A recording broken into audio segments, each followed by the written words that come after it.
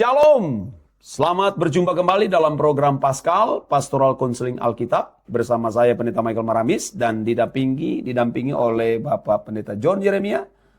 Selamat malam Pak. Malam. Oke, ya. Kami bersama-sama untuk membahas pertanyaan-pertanyaan yang sudah masuk di program Paskal. Dan saya persilakan kepada Pak John untuk membacakan setiap pertanyaan-pertanyaan yang sudah masuk. Pertanyaan yang pertama, Bella yang ada di Jakarta. Shalom Pak Michael. Shalom. Saya didiagnosis mengidap bipolar beberapa tahun yang lalu. Bipolar ya? Iya. Ada masa saya sangat bersemangat melayani Tuhan, tapi tiba-tiba bisa jatuh dalam keputusasaan dan tidak ingin bertemu siapapun. Saya tahu Tuhan tetap mengasihi saya, tapi kadang saya merasa rusak dan tidak layak. Pertanyaan, bagaimana saya bisa tetap hidup dalam iman dan harapan ketika kondisi mental saya sering naik turun dan membuat saya merasa tidak stabil secara rohani? Ini lagi sakit jiwanya. Iya, jiwanya Pak. Gangguan bipolar ya. Bipolar ini sebelumnya itu dikenal sebagai manik depresif. Ya, manik depresif ini adalah gangguan mental serius. Gangguan mental serius yang ditandai oleh perubahan suasana hati, mood. Ya. Dan itu memang bisa sangat ekstrim. Sangat ekstrim. Itu ada saat-saatnya atau ada kondisi. Kadang dia sangat gembira, bersemangat, euforia, atau sangat mudah tersinggung. Ya. Dia seringkali berubah ini kalau bipolar ini ya. Atau ada di kondisi kadang dia sedih, putus asa, ya, lesu, dan kehilangan minat terhadap hampir semua aktivitas. Iya. Jadi ini adalah sebuah penyakit. Dan itu ditandai dengan kekurangnya energi, sulit tidur, ya, atau perubahan nafsu makan. Kadang dia mudah menyerah. Dan bisa muncul pikiran mau bunuh diri. Itu Pak Cun. Itu sebenarnya bagian dari penyakit bipolar ini. Bahaya. Dan itu menyerang di generasi Gen Z hari ini. Ya. Sangat lemah. Kadang semangat, kadang-kadang tiba-tiba seperti ayam kena flu burung. Iya, betul. Kalau di dalam Tuhan tidak boleh demikian. Ya. Nah, bagaimana saya bisa tetap hidup dalam iman dan harapan ketika kondisi mental saya sering naik turun dan membuat saya merasa tidak stabil secara rohani? Yang pertama adalah kamu harus memiliki komunitas anak Tuhan yang baik. Ya kan Pak? Iya. Kalau kamu mengurung diri, kamu sulit. Ya, kamu sulit. Kamu harus punya komunitas. Yang kedua, carilah pembimbing rohani. Yang bisa membimbing kamu, menasihati kamu, ya, dan bisa berbagi kebenaran dan juga berbagi spirit. Yang ketiga adalah kamu harus hidup suci, jangan khawatir akan hari esok. Hidup suci itu penting sekali. Kalau kamu punya kesucian, kamu punya energi untuk menaklukkan semua ketakutan dan kekhawatiran kamu. Iya. Ya. Dan yang keempat, istirahat dan cukup dan rajin olahraga. Ya, konsumsilah makanan-makanan yang sehat. Sehat, iya. Ya, jangan terlalu banyak konsumsi yang tidak sehat ya. Makan super mie, apalagi banyak makanan-makanan yang tidak sehat. Tapi karena sudah diolah pakai telur ayam jadi enak ya. Iya. Tapi sebenarnya tidak sehat. Dan yang kelima, kamu harus ikut doa pagi saya. Ikut doa pagi Bapak Pendeta, pukul 5 pagi. Setiap hari. Pukul 5 pagi di channel GSKI Rehoboth Tomohon. Tuhan pasti akan mengubahkan kamu dan akan memulihkan penyakit bipolar kamu. Iya. Ya, tetap semangat dan ikutlah khotbah-khotbah di YouTube yang itu bisa memberkati. Iya. Ya, saya sarankan bisa Anda ikuti, ada Bapak Pendeta Dr. Era Susabdono, atau juga kamu bisa mengikuti saya ya di channel GSKI Rehoboth Tomohon. Kamu pasti akan mendapat impartasi dan kamu akan dipulihkan Tuhan. Ya, itulah saran dari kami, Bella di Jakarta. Tuhan memberkati. Dan kita lanjutkan ke pertanyaan berikut, Pak. Pertanyaan berikut, Damar yang ada di Surabaya.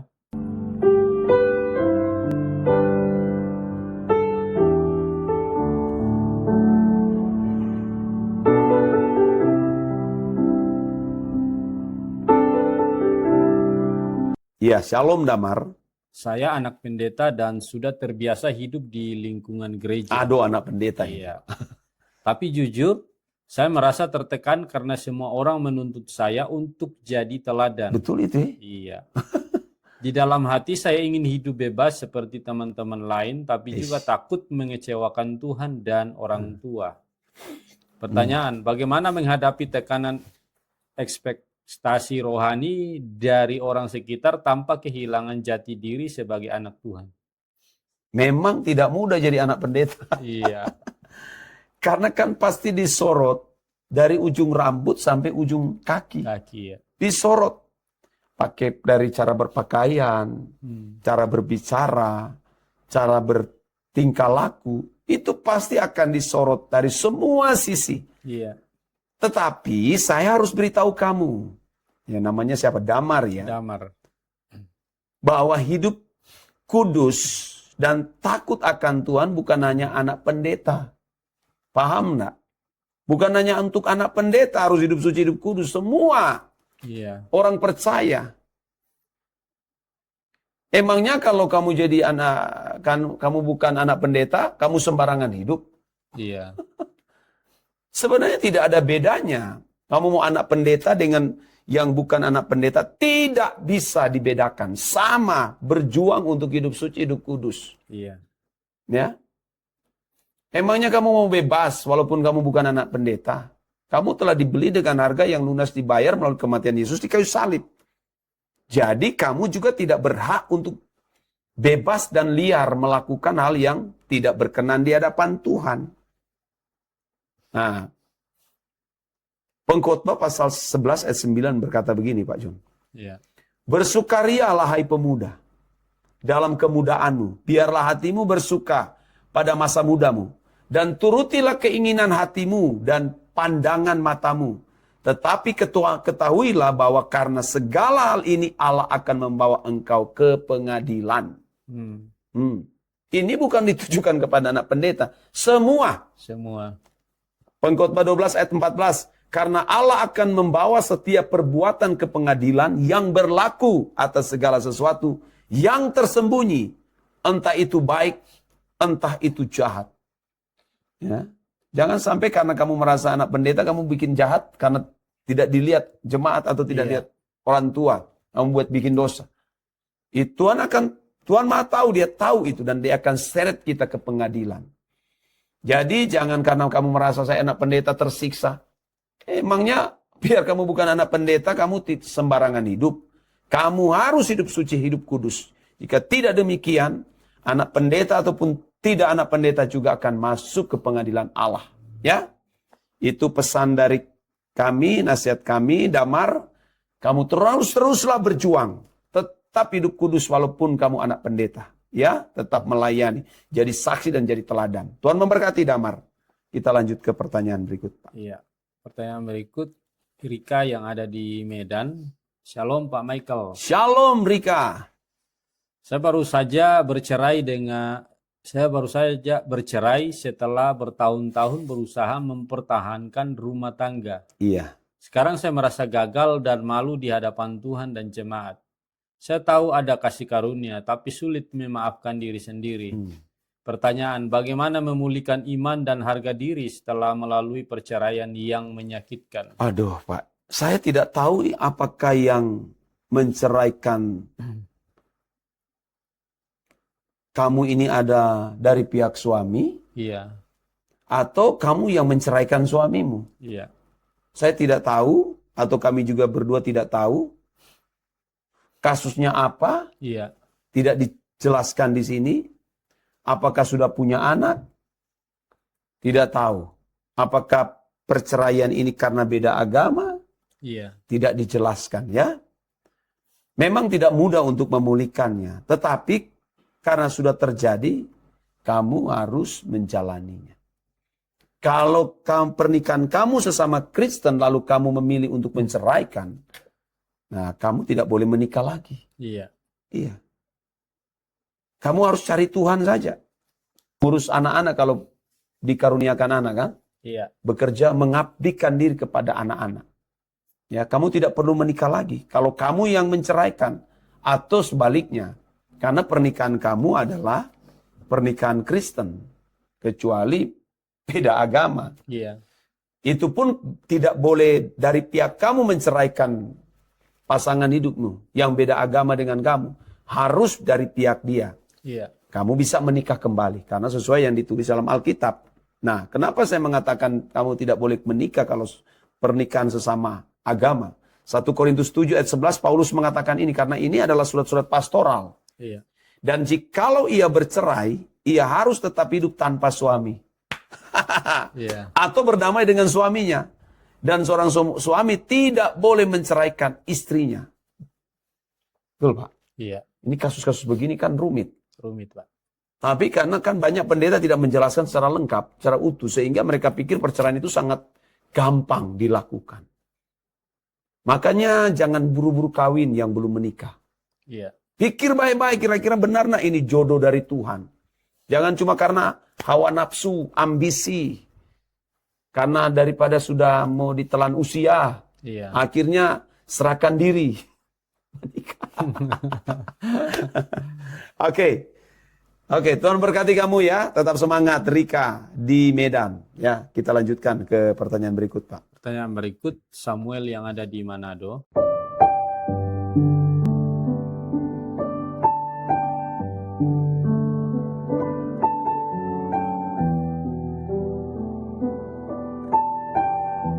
Ya, Shalom Samuel.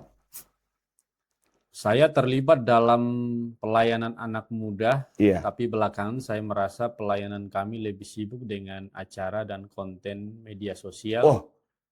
daripada menumbuhkan iman anak-anak muda. Hmm. Saya ingin menyampaikan hal ini, tapi takut dianggap sok mengatur karena saya bukan jemaat sidang di situ.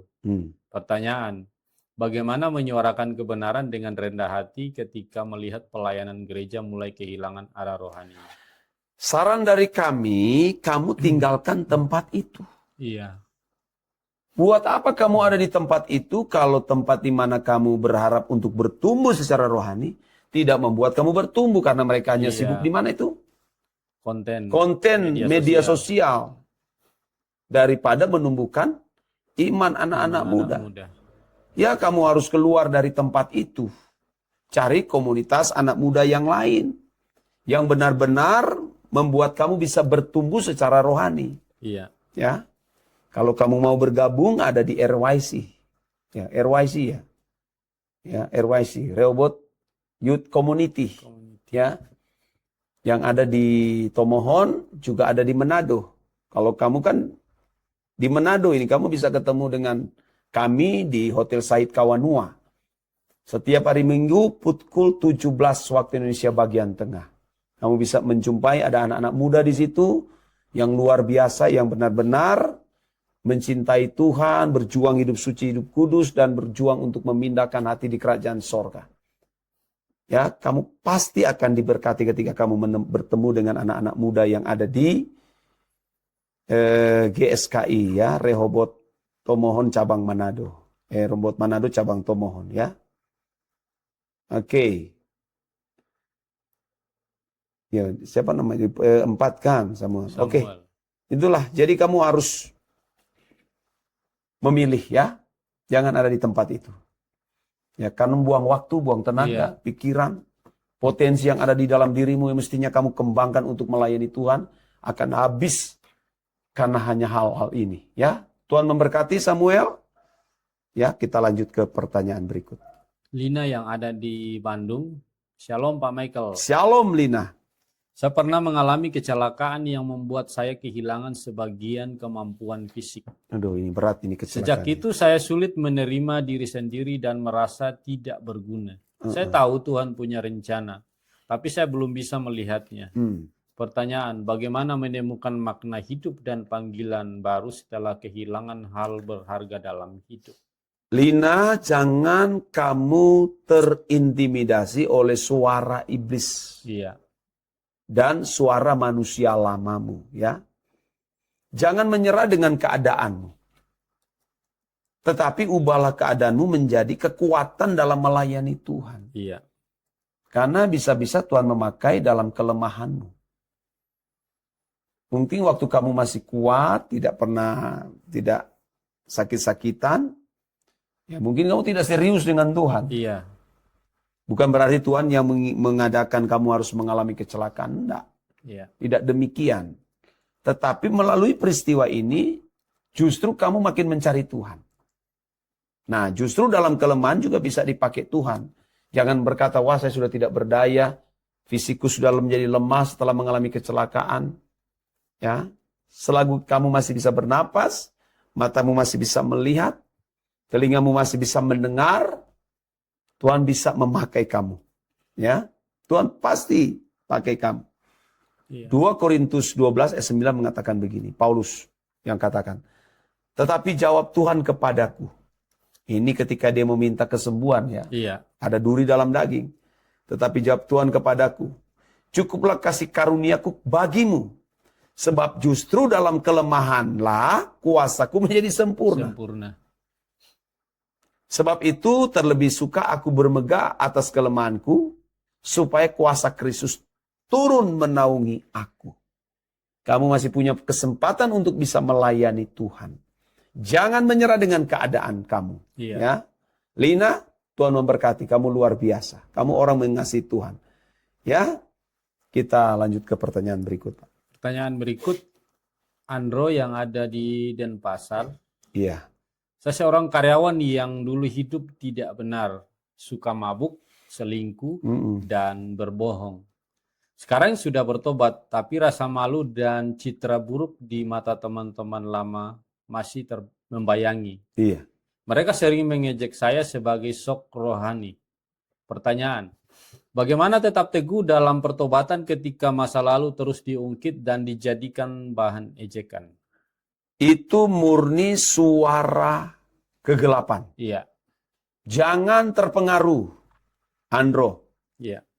Manusia bisa tidak melupakan masa lalu kita, tetapi Tuhan melupakan. Iya.